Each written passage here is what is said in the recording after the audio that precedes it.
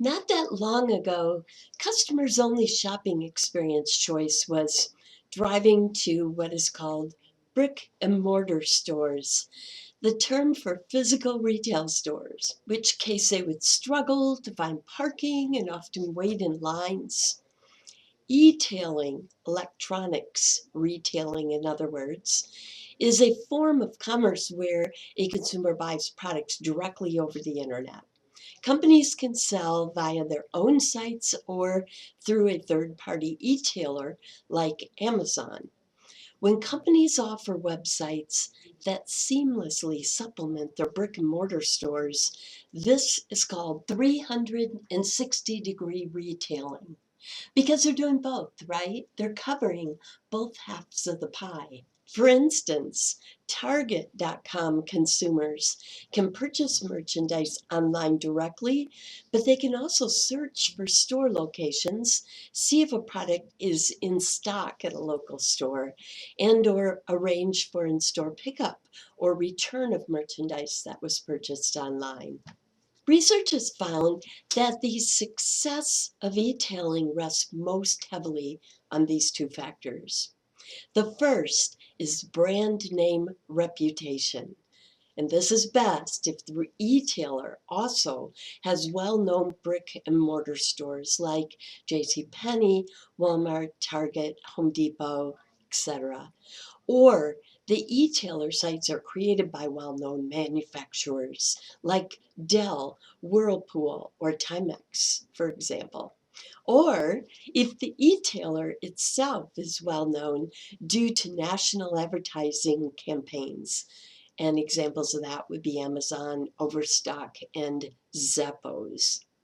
This research has found that the second most important predictor of e-tailer success is ease. Websites which make it quick and easy for consumers to access the information they are seeking, to buy those products, and to repeat purchases are the most successful.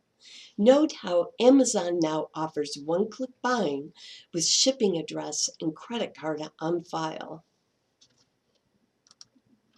The biggest difference between brick and mortar shopping and e-tailing for consumers is that e-tailing offers greater choice and customization.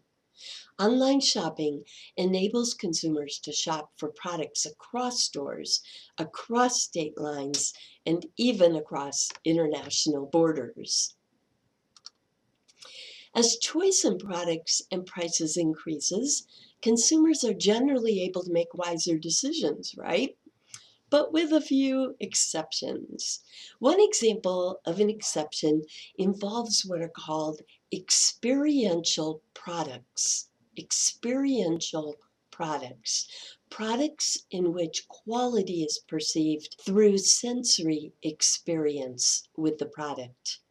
For instance, we want to try on clothes for fit. We want to feel the material. We want our food to smell and taste good.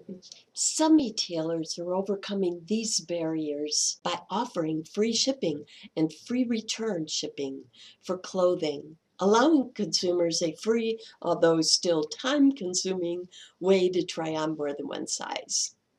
Another exception is often for products that may require service. For instance, many consumers prefer to buy tablets and computers from a brick and mortar store that offers high reputation and quicker in-store service. Of course, e-tailers need to direct consumers to their websites, and this is where internet marketing enters the picture.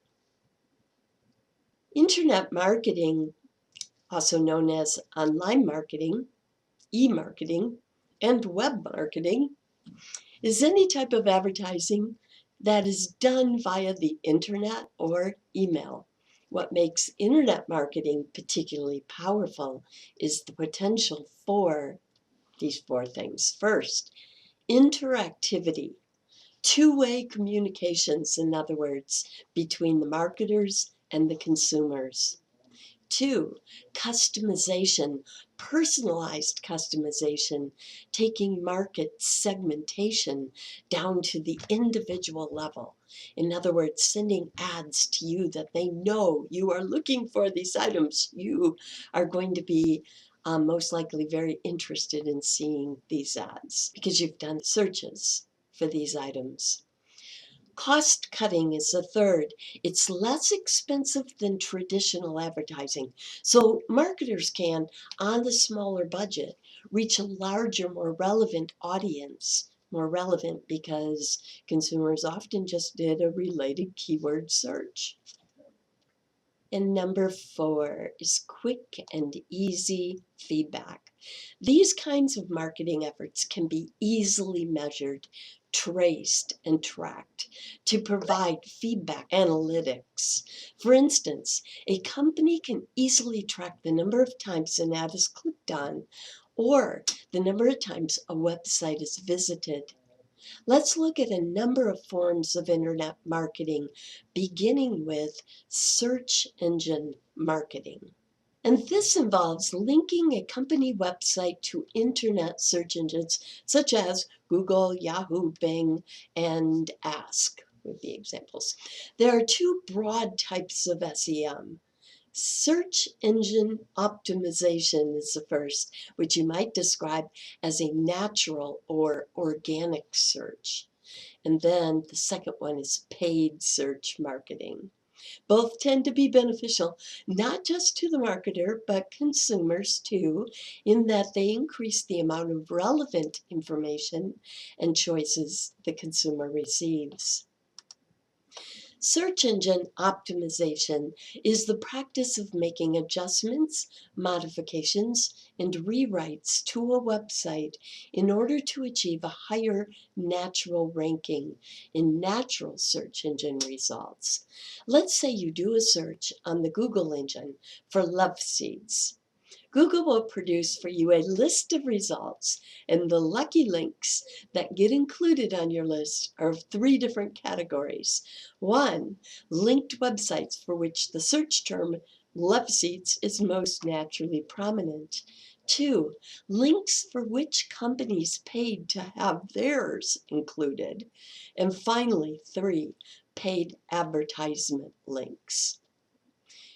Now, search engine optimization only influences natural search results, not paid results. In order to improve search engine optimization, a company might give its website a unique, highly descriptive title. But there are also factors that increase search engine optimization that the company can modify. For instance, they can make their website easier to navigate by adding more relevant categories, images, and content. Paid search marketing, like it sounds, is when a company pays a fee to be included in search engine results.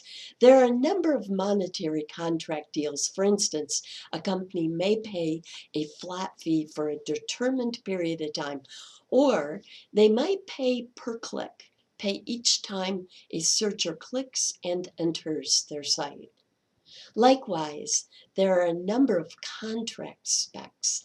For instance, the company may pay just to be included or to be near the top of the list, or for more than one inclusion in a results list.